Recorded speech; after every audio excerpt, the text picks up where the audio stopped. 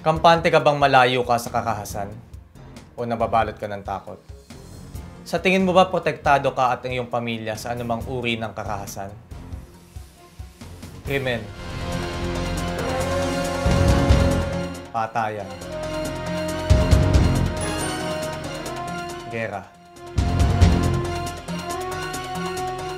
Halos araw-araw na laman ng balita. Nakakatakot. Nakakadismaya. Masasabi mo bang namumuhay ka ng mapayapa?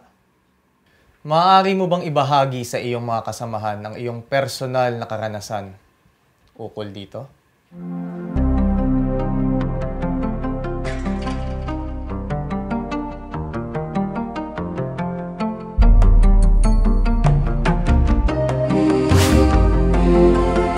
Human security.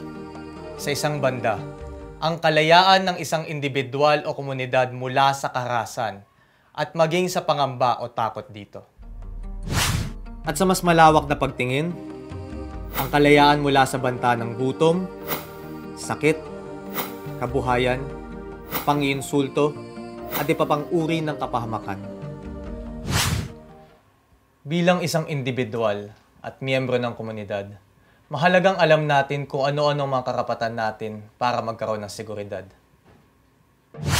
Nakapaloob sa UN Human Security Agenda ang 7 batayan upang makamit ang pangkalahatang seguridad ng bawat individual. Economic security, ang kasiguruhan na may kinikita ang isang individual mula sa pagtatrabaho. Food security, kakayahang makakuha o makabili ng pangunahing pagkain. Health security, garantiya na mayroong kahit na maliit na proteksyon laban sa sakit at di ligtas na uri ng pamumuhay. Environmental security, proteksyon laban sa sakunang dulot ng pagkasira ng kalikasan, natural man o gawa ng tao. Personal security, proteksyon laban sa anumang uri ng karahasan.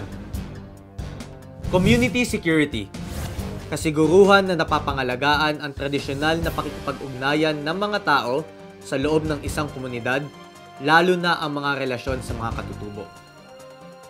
Political security, kasiguruhan na napapangalagaan ang karapatang pantao ng bawat individual.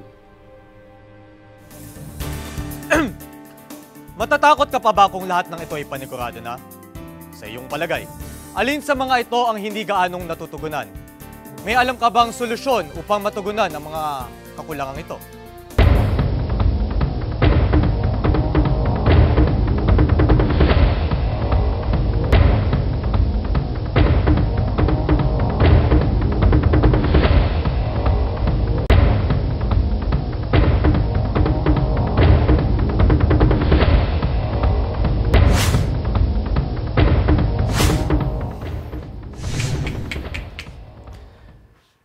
Napakahirap mabuhay kung sa paligid mo ay puno ng karahasan. Mga armadong nagpapatayan, mga sibilyan na dadamay. Kaya pa bang solusyonan? Paano? Ano nga ba ang pinag-aawayan? Ano nga ba ang dahilan ng pagkakagulo? Buhay sa buhay nga ba ang dapat kapalit upang makamit ang minimithi ng kaninumang panig? Ano nga ba ang daan tungo sa kapayapaan? Bakit hindi na lang gawing ang kapayapaan mismo ang daan? Sinisikap ng pamahalaan na matigil na ang madudugong labanan sa iba't ibang panig ng ating bansa. Ngunit marami sa ating kapwa Pilipino ang tila nawalan na ng tiwala sa ating pamahalaan. Kung kaya dinaraan nila sa dahas at madudugong inkwentro ang kanilang pakikipaglaban. Kung kaya patuloy na isinusulong ng ating pamahalaan ang mga usaping pangkapayapaan upang tuluyan ng wakasan ang mga armed conflicts gaya nito. At para naman sa apektadong komunidad, sinisikap ng pamahalaan na isaayos muli ang kanilang pamumuhay sa pamamagitan ng mga programang naglalayong buhayin at pag-igtingin muli ang tiwala at pag-asang kumikilos ng pamahalaan upang itaguyod ang kapayapaan at ibalik ang kaayusan. Bilang isang nanay o tatay, paano mo sinusulong ang kapayapaan sa loob ng iyong tahanan? Bawat miyembro ng pamilya ay may kanya-kanyang kagustuhan o hinaing. Kung kaya't, hindi magiging pare-pareho ang pagtugon sa bawat isa. Kung ikaw ay nadadaan sa simpleng paghingi ng tawad lamang, ang isa naman ay kailangan dumaan sa malalim na usapan. Palawakin natin. Ang isang bansa ay may mga grupo na iba-iba ang pinaglalaban. Kaya, tinitiyak ng pamahalaan ang peace agenda per peace table.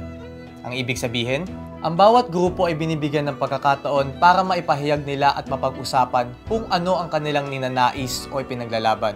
Nang sa gayon, maplanong mabuti kung paano susolusyonan ang alitan o gulo. Pero hindi nangangahulugan na kapag ginusto ay agad na pagbibigyan. Lalo na kung makakaapekto ito sa iba. Tandaan, ang makabubuti pa rin sa nakararami ang magiging batayan na magiging takbo ng usapan. Ang tunay na kapayapaan ay hindi lamang nangangahulugan na kawalan ng kaguluhan. Ang tunay na kapayapaan ay kaunlaran, bunga na nagkakasundo-sundong pamayanan.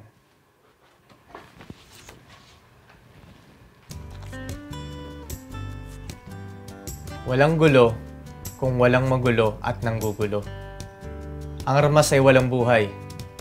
Mas may magagawa ka para itaguyod ang isang mapayapang pamumuhay.